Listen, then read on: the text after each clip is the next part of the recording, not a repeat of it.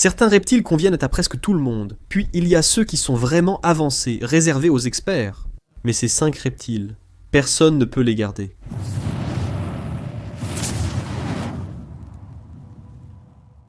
Les reptiles sont très réglementés. Et même si je suis généralement contre la réglementation sur qui peut garder quels animaux, il y a certains animaux que pratiquement personne ne peut garder. Ce n'est sans doute pas une mauvaise idée pour la plupart.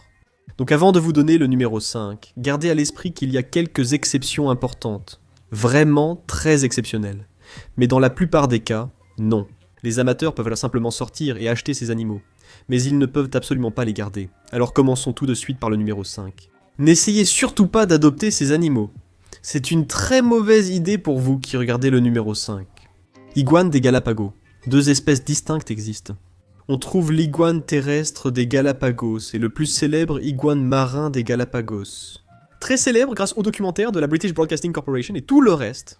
Je les trouve super cool, mais personnellement je n'en garderai jamais un. Pas que j'en aurais le droit. On ne peut pas les exporter. Les îles Galapagos font en fait l'un des meilleurs travaux de conservation au monde. À mon avis, 2 lieux sont essentiels pour tout herpétologiste. Madagascar, où la conservation est quasi inexistante, c'est presque risible. Il est triste de penser que presque tout aura disparu dans 20 ans. Tu y vas, tu observes et tout semble abandonné, comme si la forêt était devenue des rizières. Il y a aussi les îles Galapagos, vraiment uniques.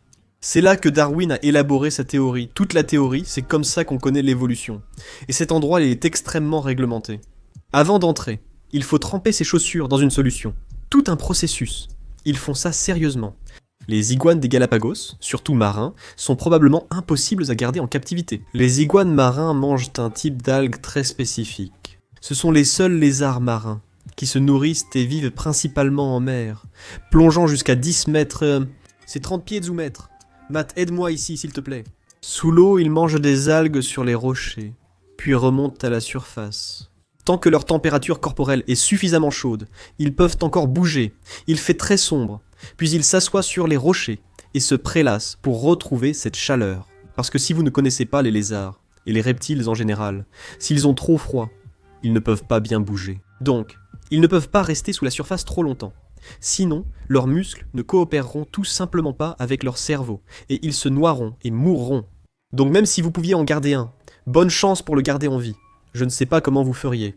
Les iguanes terrestres peuvent survivre, mais n'en prenez pas. S'il y en a un, il a sûrement été braconné. C'est illégal, donc évitez-le. Et ça mange des raquettes de cactus, des fleurs et des fruits, des choses comme ça.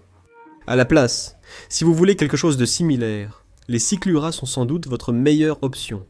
Les iguanes rhinocéros et des rochers sont différents. C'est sans doute ce que vous pouvez légalement garder de plus proche. Et ils font d'excellents animaux de compagnie pour cette liste. Je sais qu'habituellement je me concentre sur le substitut, mais cette fois je vais me concentrer sur l'animal illégal, ou celui que vous ne devriez jamais garder, que personne ne peut garder. À la fin, je vous donnerai un substitut pour chacun. Numéro 4, les tortues de mer.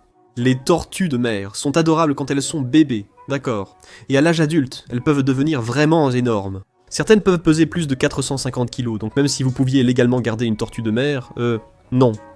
Gardez à l'esprit, les gars, que je parle ici des amateurs. Donc il y a certains zoos qui pourraient avoir certains de ces animaux. Mais même dans ce cas, ce sera très rare et très limité. Il existe plusieurs espèces différentes de tortues de mer. Certaines d'entre elles vivent un peu partout dans le monde. Mais il y a une chose à garder à l'esprit. Et voici une carte. Presque toutes les côtes du monde entier habitées par des humains accueillent des tortues de mer à un moment de l'année. Et les tortues de mer parcourent d'immenses distances.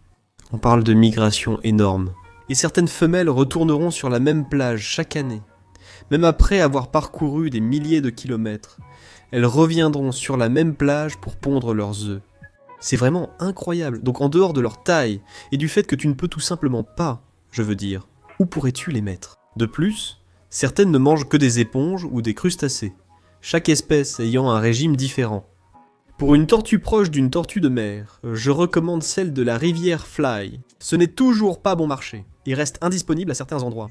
Mais c'est la seule tortue d'eau douce qui a des nageoires comme une tortue de mer, donc elles sont vraiment super cool. Donc si tu es du genre grand voyageur, tu étais probablement une tortue de mer dans une vie antérieure, ou peu importe comment ça marche. Bref, si tu veux voyager autour du monde avec moi. Allons au Vietnam encore une fois, ça va être tellement amusant, j'ai trop hâte. Numéro 3, les dragons de Komodo. C'est assez évident. Et je sais que j'ai vu des gens, Eh bien ce gars-là en a, il ne devrait pas en avoir. Il est interdit d'avoir des dragons de Komodo dans des collections privées, sauf rares exceptions. Je ne pense pas qu'un particulier puisse en avoir légalement. Tu ne peux pas en obtenir actuellement. Certains zoos accrédités en possèdent pour de bonnes raisons, ce qui les distingue. Ce sont les plus grands lézards au monde, vraiment énormes. Même si je ne dirais pas que ce sont des lézards agressifs, ils sont dangereux. S'ils devaient vous mordre, ce serait une mauvaise journée. Ils peuvent vraiment vous arracher la chair. Leur bouche est pleine de bactéries répugnantes pour vous, mais utiles pour eux. Les varanidés sont venimeux, ce qui est notable. Ils ne l'injectent pas, mais restent venimeux. Je les trouve géniaux, c'est amusant de les étudier, et tous les amateurs de varanidés comme moi les apprécient. C'est, vous savez, le rêve de pouvoir vraiment aller en toucher un. Allez les voir dans la nature. Ils viennent des îles Komodo, donc il y a un archipel en Indonésie, qui en soi est un archipel. Il n'existe que quelques îles où on les trouve, et dans la nature, il est interdit de les toucher ou de les nourrir. C'est totalement illégal de faire ça. Mais dans les eaux, c'est cool de les voir et de réaliser leur taille. On ne réalise la taille d'un lézard qu'en se tenant à côté de lui. Ils sont énormes, donc ne prenez surtout pas un dragon de Komodo. Si vous êtes vraiment expérimenté, d'accord, j'insiste.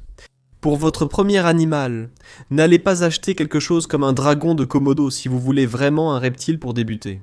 Si vous n'êtes pas un soigneur de varanidés expérimenté, et que vous voulez votre premier dragon de Komodo, comme un mini dragon de Komodo, prenez plutôt un varan d'Aki ou un varan de Kimberly Rock ou quelque chose comme ça. Si vous êtes expérimenté, d'accord, laissez-moi insister sur ce point, expérimentez avec les varanidés, et que vous voulez quelque chose de grand. La plus grande option pour vous, c'est un varando asiatique.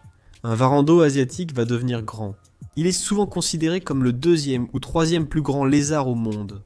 Il y a les varans crocodiles, généralement plus grands, puis les dragons de Komodo, les varans géants, etc. Mais en termes de ce que vous pouvez réellement obtenir, vous permettre et garder raisonnablement, même si vous aurez probablement besoin d'une pièce. En gros, les varans aquatiques adultes sont la meilleure option. Il existe des variétés plus petites de varans aquatiques, ou des sous-espèces de varans aquatiques, qui n'atteignent qu'environ 1,20 m. Kevin, Nikki et d'autres collaborent avec eux. Mais un varan aquatique adulte, c'est différent. Passons au numéro 2. Le numéro 2 est un amphibien, un hellbender. Si vous ne connaissez pas les hellbenders, regardez-les. Ils ont une apparence folle. Ce sont des salamandres, mais elles ressemblent à des Pokémon. En fait, ce sont les plus grandes salamandres de tous les États-Unis. Elles peuvent atteindre environ 60 cm, ce qui est énorme pour une salamandre. Comparez-les à un axolotl.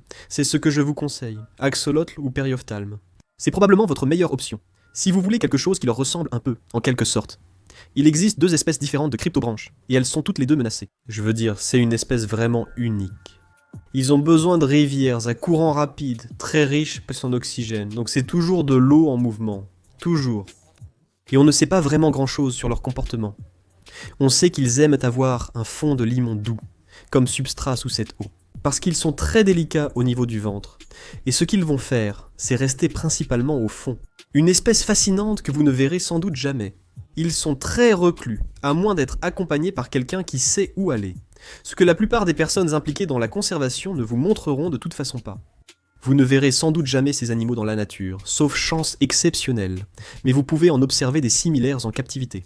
Les axolotls les préfèrent dans l'eau froide, pas forcément en mouvement. Ils sont plus petits.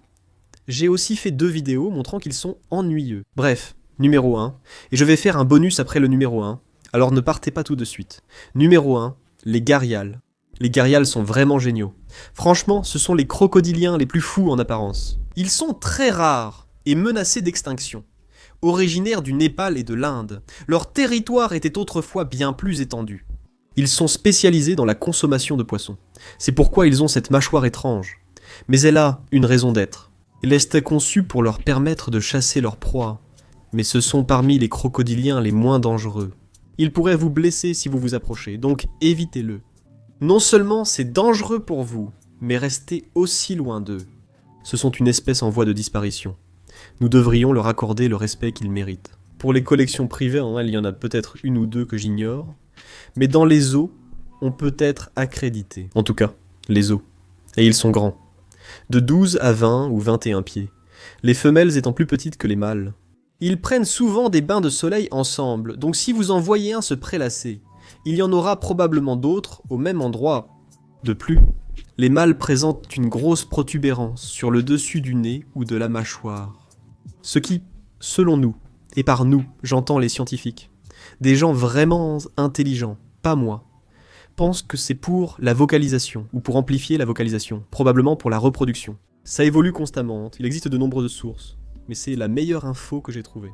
Mais c'est leur caractéristique principale, avec leur taille, leur mâchoire étroite et leur museau. Je suppose que je les trouve vraiment cool.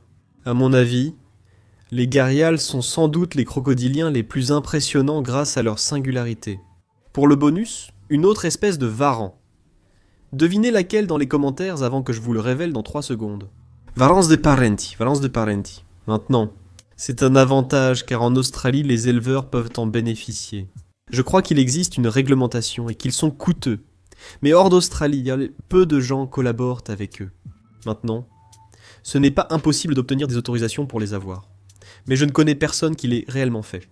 Peu importe qu'ils soient les plus grands varans d'Australie. Varans parentes, à dentelle, etc. Donc même s'ils sont vraiment impressionnants, ce ne sont pas de bons animaux de compagnie, même si vous pouviez en avoir. C'est réservé aux personnes très expérimentées. Les personnes qui gardent des varans crocodiles de façon responsable peuvent aussi garder des varans parentes. Mais sinon, presque personne ne devrait garder ces animaux. Ces animaux sont de vrais dinosaures, des lézards de 2 à 2,5 mètres nécessitant une forte chaleur. À l'intérieur de leur enclos, ils ont besoin d'une chaleur vraiment intense, mais ils ont aussi besoin d'un côté plus frais.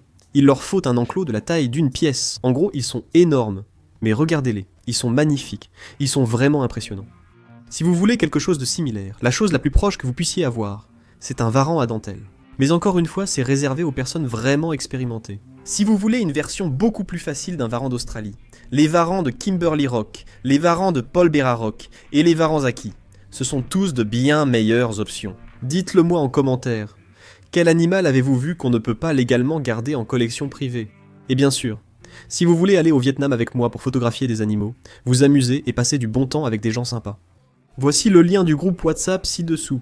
Le groupe est ouvert, toutes les infos y sont. Vous pouvez aussi m'envoyer un message privé. Et on commence. Ce sera amusant, car je fais des vidéos 2 fois par semaine, donc à jeudi.